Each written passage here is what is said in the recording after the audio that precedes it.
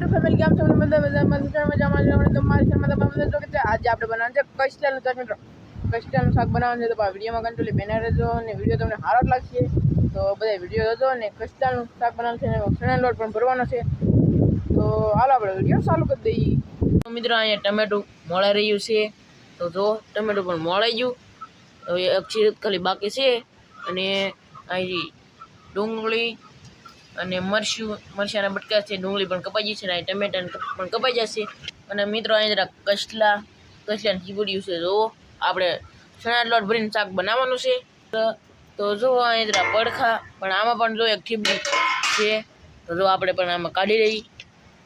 તો જો આ ઠીબડી ભરવાની હોય એટલે આમ મૂકી દઈ. તો અહીં કસલી પણ ઈંડાવાળ્યું નથી મિત્રો, બસ તો આમ છે તો ખરી પણ ઈંડાવાળ્યું નહીં એમ એવું બધું છે. રાગી પાઉં તો ચણા લોટ બનાવવાનો એટલે ડુંગળી તો નાખવી પડે. તો જો કોથમરી પણ મોળવી જ પડે અને કોથમરી પણ મોળે છે.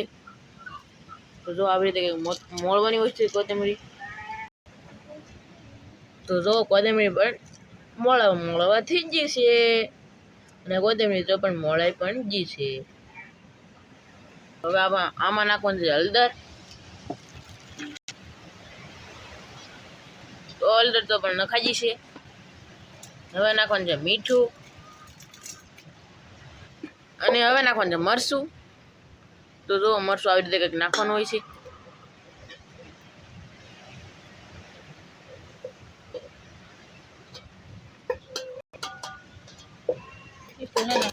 તો જો યુટ્યુબ ફેમિલી હવે નાખવાનું છે તેલ.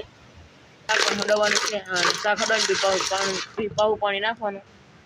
તો જો કેમ પણ શાક મિત્રો એકવાર તમે શાક જો. તો હવે નાખવાનું છે પાણી. જો પાણી પણ નખાઈ રહ્યું છે. તો જો તા પણ થોડો થાય છે ને તે પેલો પણ મૂકી દીધું છે ને. તો જો એ ઉકલું ને શાક ને હવે આપણે ભરવાનું છે ચણાનો લોટ નું ઠીબડિયું ભરવાનું છે. પાછું તમને આમાં કાંઈ ઠીબડિયું દેખાતું નહીં હોય કારણ કે ઠીબડિયું તો પછી બહાર રાખેલું છે ને એને પાછું ચણા લોટ વળ્યું ભરવાનું છે. તો હવે વિડીયોમાં કંટ્રોલી બેના રહેજો. આ જરા ઠીબડિયું ભરવાનો મસાલો ડુંગળી મરચાં તો જુઓ અને આ કોથમરી ટમેટા આવું ઝીણું મોડેલું છે. પાછું બટકા ઝીણા કરેલા છે. આ ઠીબડિયું મિત્રો જો તમે કેમ પણ એ ઠીબડિયું. તો હવે નાખવાનું છે પાણી છે, જરાક જ પાણી નાખવાનું, લાલ પાણી નહીં નાખવાનું. અને ચણા લોટ ઓલો કરવાનો એટલે કોરું મરચું નાખવાનું. બેડવેલું મરચું અમે તો નહીં નાખતી. તમને જો હાલ લાગે તો નાખજો, અમે તો નહીં નાખતા. અને ભાઈ નાખવાનું છે હળદર, પછી નાખવાનું છે મીઠું, પછી નાખવાનું છે કોથમરી,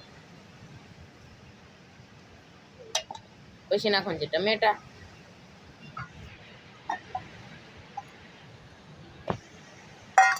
તો ટમેટા પણ નખાઈ જશે. તો હવે જો આવું કંઈક કરવાનું હોય, મહળવાનું હોય ન હોય મીઠું મરચું હોય કે ઓગળી ગયું કે એમ જોવાનું હોય.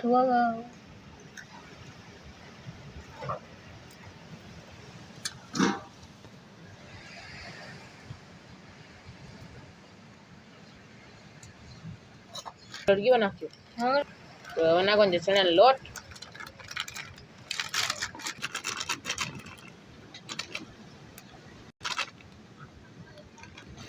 જો આવો કંઈક છે ચણાનો લોટ. તો જો યુટ્યુબ ફેમિલી આવી રીતે કંઈક ચણાનો લોટ મહળવાનો હોય છે, બાંધવાનો હોય.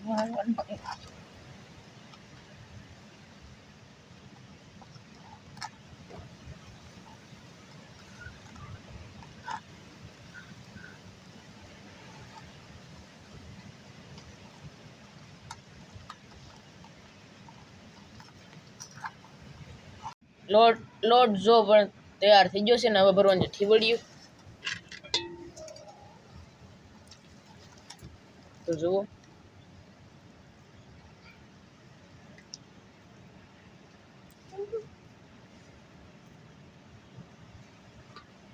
કેમ ભણે મિત્રો.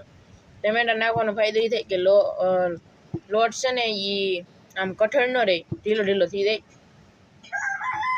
અને લોટ કાસો પણ ન રહે.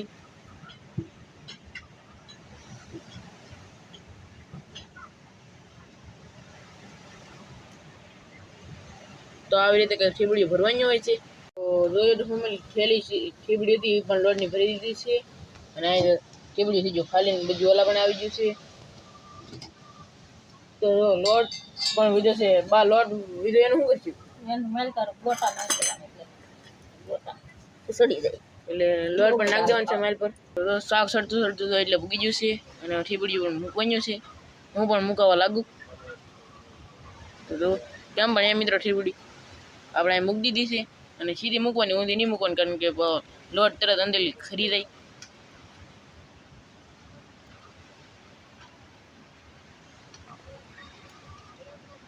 જો આવી કંઈક ખીબડી હોય છે.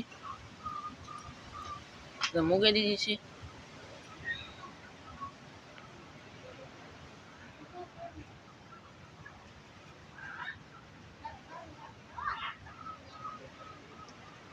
તો કીધું એમ જ તે, કારણ કે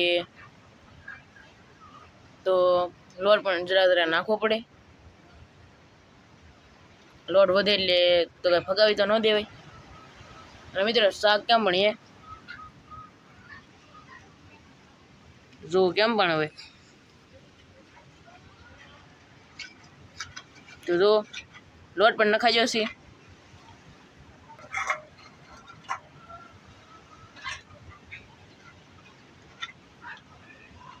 તો જોઈએ તો ફેમિલી શાક પણ સડી જશે ને ભાણા પણ થઈ જશે. તો કેમ પણ ભાણું.